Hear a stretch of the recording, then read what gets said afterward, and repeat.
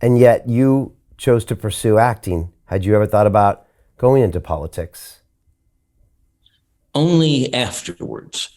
Okay. I didn't really think of myself as anything but an actor.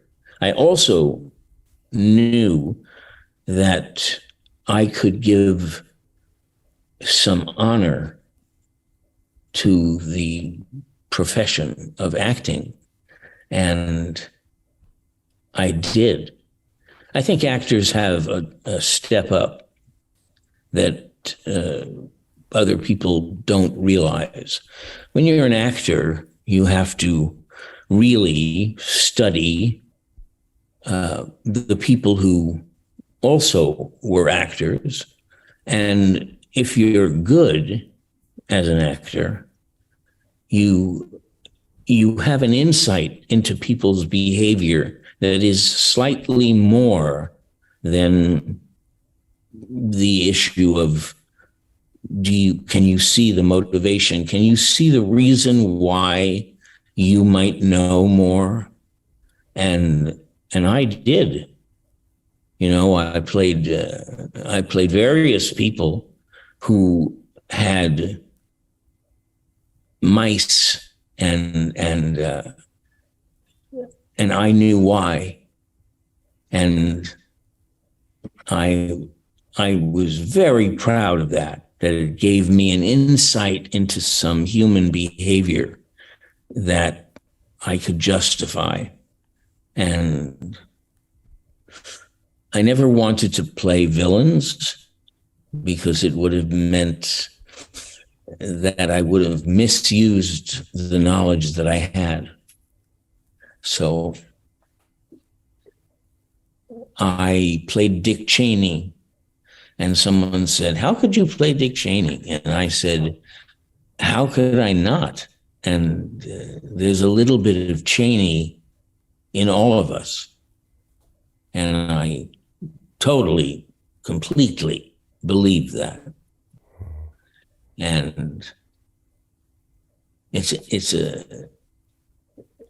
it's also the fact that I was a history buff, and I knew about the immigrant experience in America.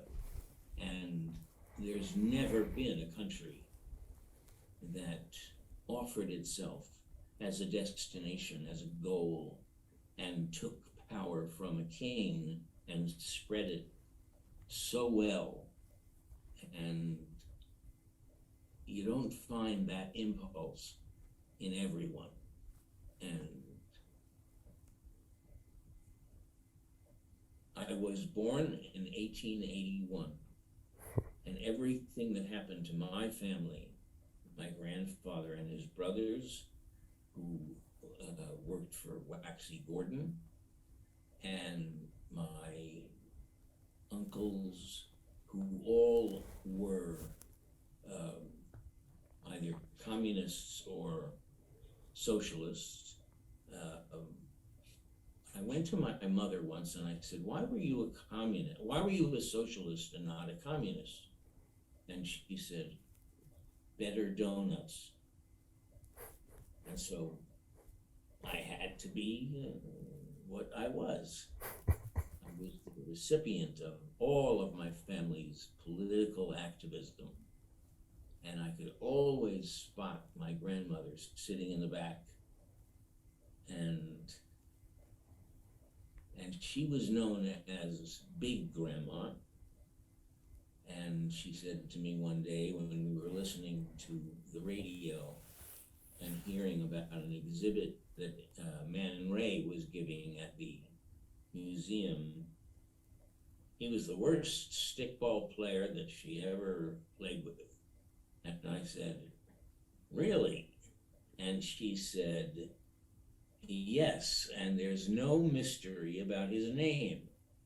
There had been, of course, a terrible mystery. How did he get that name?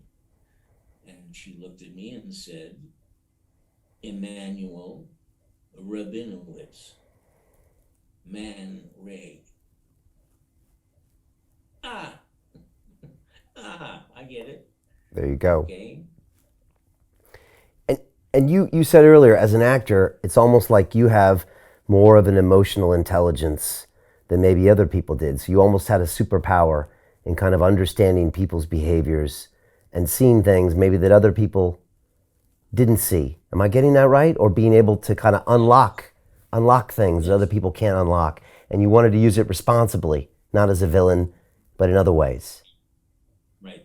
Okay. Exactly right. And I heard these stories that you used to set your alarm to wake up in the middle of the night to watch movies so you could study, and that you also would monitor your own emotions. So like if your brother made you cry, you would notice that emotion and go into the bathroom and then try to repeat that emotion and then try to repeat it again.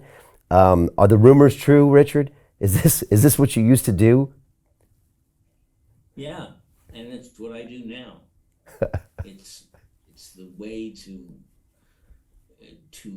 acknowledge that you can step out of your life, observe your life, and find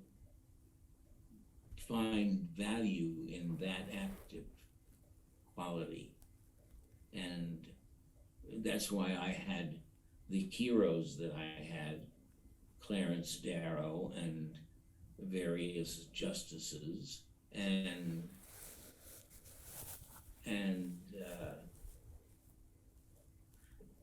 I wanted to be what I called a witness. I have no real,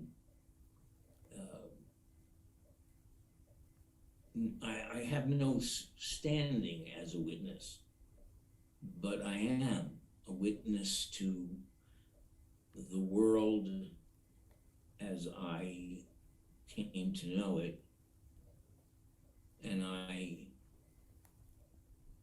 was as connected to the human race as you could possibly be.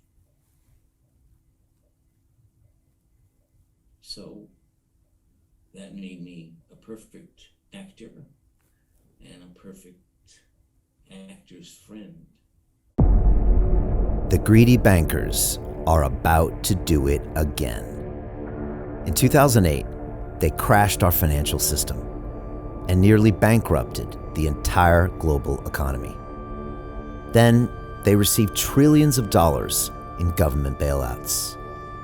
And after, they demanded fat bonuses paid for by you, the taxpayer. It turns out the banks haven't just been screwing the American taxpayers, they're also screwing over their investors. Turns out the banking industry is the worst place you could put your money, despite enormous taxpayer bailouts. Now the bankers are back to take away your financial freedom. They lie and tell you that cryptocurrency isn't safe. They try to make it illegal for you to choose how to invest your hard-earned money. They lie and say cryptocurrency is used by money launderers and criminals. But look at the record. It's the banks themselves that launder hundreds of billions of dollars every year to the biggest criminal operations in the world. Leaked documents have revealed how some UK banks have helped criminals, money launderers and Russians under sanctions. American authorities discovered that the Sinaloa cartel moved $881 million through HSBC accounts as bank officials turned a blind eye to the illegality. The bankers lie and say cryptocurrency is not a real investment. Meanwhile, the smartest CEOs in the world are buying billions and billions of it. The truth is that banks lie about cryptocurrency because it makes them scared. The banks take $9 trillion per year of your hard-earned money, and they are worried that they will finally be exposed. They're scared because crypto means they can no longer control your money, which means they can no longer control you. They are scared because you might actually understand your money and intelligently decide what to do with it. Now is the time for us to come together, fight back, and take control. It's time to educate ourselves, our families, and our communities. Because financial education means financial freedom. We know that cryptocurrencies will help us build the new decentralized financial system of the future. A banking system that is of the people, by the people, and for the people. A banking system where access to finance is a fundamental human right. A banking system that is free and fair and welcomes all humans on this earth. The DeFi revolution is happening. We, the people, can no longer be fooled. We choose to take control of our finances. We choose to take control of our freedom. We choose to take control of our future. Join us, and let's take back our financial freedom forever.